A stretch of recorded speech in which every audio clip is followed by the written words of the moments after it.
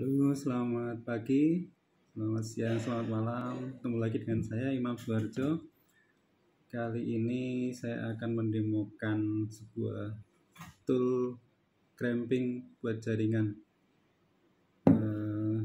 Kalau misalkan teman-teman yang belajar jaringan mungkin tidak asing bagaimana kita membuat kabel LAN yang seperti ini. Kalau misalkan beli dari produk dari pabrik gitu, hasilnya seperti ini rapi banget ini ya.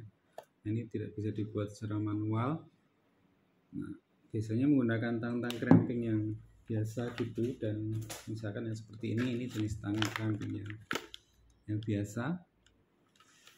Nah, tang cramping yang biasa ini pada umumnya seringkali gagal ya dalam membuat kabel.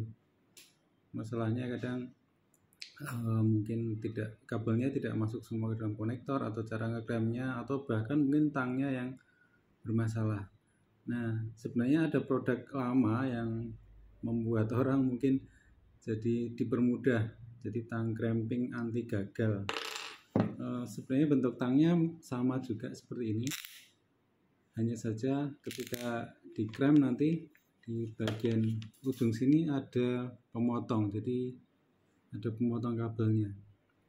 Nah, ini itu crampingnya itu RJ45 nya, konektornya itu juga khusus, beda dengan konektor yang sedikit beda. Sebenarnya sama sih, cuman sedikit beda saja. Bedanya seperti ini ya, kalau misalkan kita membuat kabel terus memotong kabel terus dimasukkan ke dalam konektor, nah kabelnya ini bisa tembus seperti ini ya, mungkin nggak begitu fokus. Nah ini, jadi ketika dimasukkan kabelnya bisa tembus. Jadi kenapa dinamakan tang anti gagal atau membuat kabel anti gagal, karena bisa direview dulu ini. Jadi seperti ini ya. Nah ini saya fokuskan. Nah ini bisa direview dulu apakah dan pasti kabelnya masuk semua kan gitu, sampai ujung semua. Jadi karena kabelnya tembus, jadi ketika dimasukkan nanti bisa sampai ujung, dan kita tidak perlu memikirkan nanti panjangnya kelebihan atau apa, nanti akan dipotong secara otomatis dengan tang ini. Dan sebelum nanti di clamp kita bisa review dulu, misalkan ini kebalik ini, nah ini kebalik, nah kita ulang lagi ya. Jadi sebelum di clamp nanti kita cek dulu apakah kabelnya kebalik apa tidak. Nah misalkan kita mulai dari orange putih, ternyata ini kebalik, nah berarti kita balik dulu. Nah kita tinggal lepas, kita tata lagi, baru kita masukkan. Ini saya coba ulang ya. Jadi sebelum di clamp nanti kita bisa cek, misalkan kita mulai dari orange putih, orange, terus hijau putih, terus biru putih, hijau, coklat putih, coklat. Nah kita masukkan seperti ini. Nah ini kabelnya kan bisa tembus, ini kabelnya bisa tembus, kita bisa dorong sampai maksimal, jadi pasti akan lebih rapi. Karena kalau misalkan kita menggunakan konektor yang biasa kan, untuk membuat rapi memasukkan kabel seperti ini agak susah ya, harus tepat ukurannya. Ini kita bisa dorong sampai maksimal. Setelah itu baru kita cramping. Cara motong kabel dan sebagainya sama sebenarnya. Ini tinggal dimasukkan, pastikan sudah betul tadi ya. Terus kita masukkan di sini. Ini cara masukkannya sama sebenarnya, sama dengan kabel biasa. Oh ini maaf, ini saya luruskan dulu ya, karena tadi nyangkut di tang ya. Jadi ini karena sudah masuk seperti ini udah nggak masalah ini. Saya rapikan dulu biar masuk.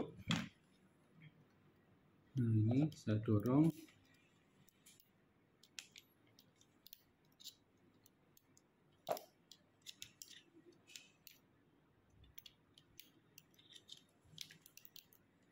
Nah ini kurang buka ya. Ini ada penguncinya di sini ya, tangnya tadi kurang buka sedikit. Nah seperti ini. Kita masukkan kabelnya. Nah ini kan ujung satunya kabelnya keluar, terus ini yang bagian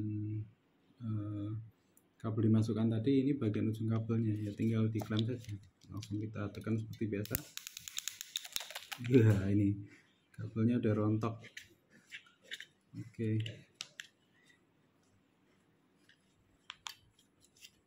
Nah, ini udah rontok kabelnya, tinggal kita buka. Nah, hasilnya seperti ini. Ini udah ujungnya sudah rapi. Nah, ini kenapa dinamakan ini ujung kabelnya. Saya coba fokuskan dulu ya. Ini ujung kabelnya, ini yang tadinya sisa-sisa kabel langsung terpotong dengan tang ini, seperti itu ya. Ini sangat mempermudah pekerjaan. Nah, tang ini sedikit beda tadi dengan tang biasa ya. Saya coba buka yang tang kremping biasa. Ini contoh yang tang yang mungkin harganya murah, yang ini murah. Kalau tang biasa kan hanya ini saja, kremping saja tek gitu. Tapi kalau yang tang ini tadi sekaligus pertama kremping dulu, setelah kremping itu di ujungnya ini ada pisau, ada kayak pemotong itu ya. Ini pemotong yang sisa kabel tadi. Ini ada dua ini apa? Nah, ini dua lubang, yang satu untuk konektor RJ11 atau konektor kabel, yang satu untuk konektor kabel LAN. Seperti itu ya. Ya, ini ya, konektornya sama ya. Saya pakai merek ini Sanur Pro. Ini isinya 100. Ya, harganya lebih mahal sedikit daripada konektor yang biasa. Kalau yang biasa kan seperti ini contohnya. Tapi secara fisik nggak kelihatan. Kelihatannya sama, bentuknya sama, hanya saja saya nggak bisa nge-zoom detail, cuman ini ya di bagian ujung konektor tadi ini agak susah untuk di zoom. Nah, ini di ujung konektor itu tadi berlubang, jadi lubangnya ini tembus dari dalam sini sampai ujung, sehingga kabel tadi bisa keluar. Ini saya coba ulang ya, saya potong dari awal kabelnya. Nah, ini ada dua pemotong ya di bagian depan ini. Yang ini untuk ngepas kabel, yang ini memang untuk motong. Jadi ini di sini untuk motong, yang bagian tengah di sini ini untuk ngepas. Ini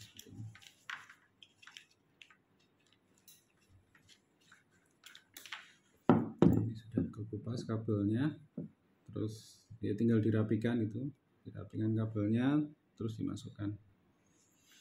Nah, biasanya kalau saya merapikan kabel ini dulu ya, dibongkar dulu tadi. Saya potong, terusnya dibongkar, pairnya itu dibongkar, terus baru kita rapikan. Nah, ini setelah misalkan ini mulai dari yang orange putih, terus hijau putih, biru putih, terus hijau, coklat, putih, coklat. Nah, ini sudah kita urutkan kabelnya. Terus tadi kita potong di sini di bagian belakangnya untuk motong. Nah, setelah dipotong ya tinggal dimasukkan ke konektor tadi. Dan tinggal didorong biasa, seperti kita masukkan konektor yang biasa itu. Nah, tinggal didorong, nanti kalau udah didorong, nah akan kelihatan di ujung. Nah, seperti ini. Nah, misalkan ini, oh ini kebalik, nah, kita ulang lagi. Misalkan salah, kita ulang. Nah, kita ulang masukkan ke konektor tadi, nah sampai ujung. Ini kita cek warna-warnanya, oranye putih, hijau putih, biru putih, terus hijau, coklat putih, coklat. Nah, udah selesai, tinggal diklem seperti tadi. Ini yang klem biasa ya. Nanti kalau diklem pakai klem biasa ya ujungnya sebenarnya bisa, cuman nanti harus motong manual ya.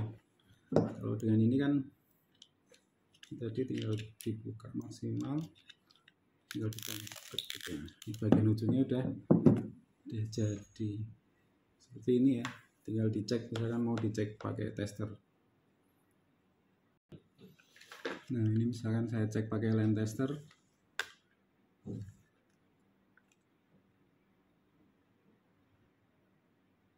Nah jadi ini jadi sebelum dikrem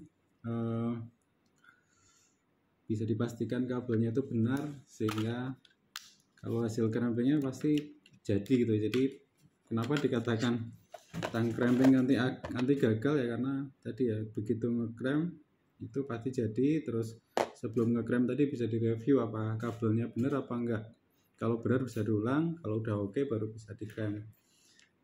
Seperti itu ya. Dan yang satu lagi ya, pasti kalau misalkan gagal kan nggak ada konektor yang terbuang. Jadi kalau apa maksudnya, kalau berhasil kan nggak ada konektor yang terbuang. Tapi kalau misalkan bagi yang pemula atau pengen cepet itu terus menggunakan yang biasa, pasti ada salah-salahnya. Nah ini kalau udah kepake nggak bisa dipakai. Tapi kalau yang ini misalkan salah tadi kita bisa ulang, kalau udah benar baru dikrem. Itu ya sedikit sharing ya. Ini tang cramping anti gagal, banyak bisa tersedia di toko-toko online, itu banyak yang jual untuk alat yang seperti ini. Oke, terima kasih, semoga bermanfaat. Assalamualaikum warahmatullahi wabarakatuh.